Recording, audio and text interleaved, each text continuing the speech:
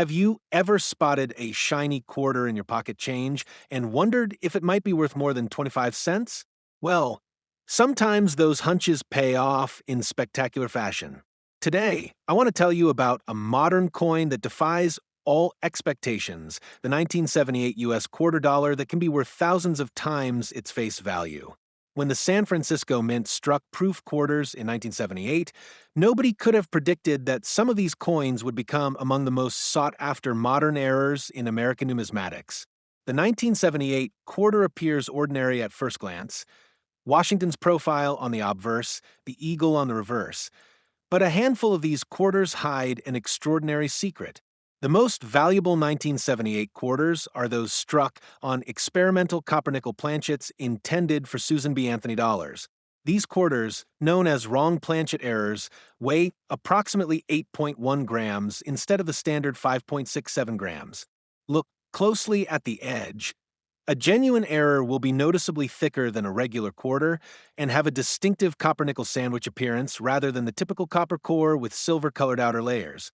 What makes these errors particularly fascinating is that they occurred during the transition period when the U.S. Mint was preparing to launch the Susan B. Anthony dollar in 1979. Somehow, experimental planchets for the upcoming dollar coin found their way into the quarter dollar production line, creating extraordinarily rare hybrid coins that shouldn't exist. At a 2019 Heritage auction, a PCGS-graded MS 65 1978 S-proof quarter struck on an SBA dollar planchet sold for an astonishing $26,400.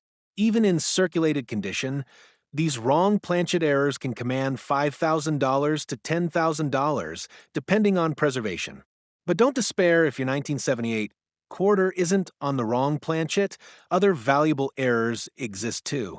The 1978 S-proof quarter with double dies can be worth $150 to $400 depending on the grade.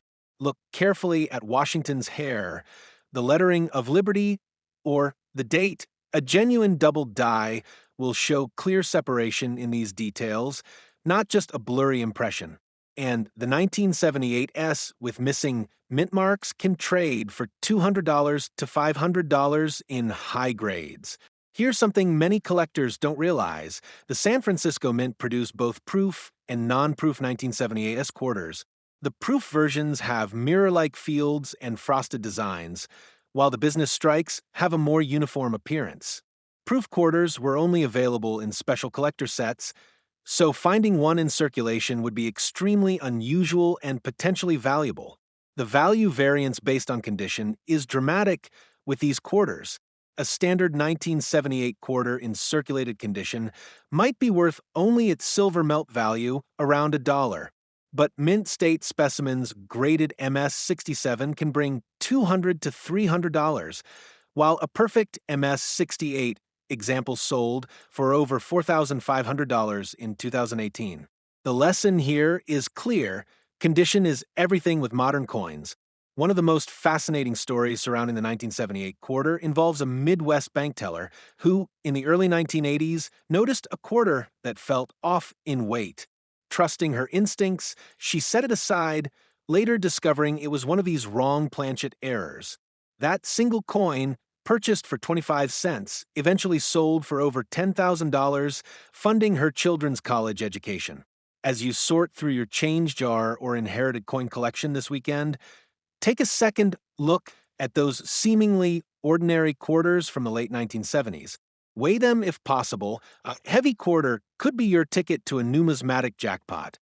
And remember, while the chances of finding one are admittedly slim, these treasures are still circulating out there, waiting to be discovered by someone with a keen eye and a bit of knowledge.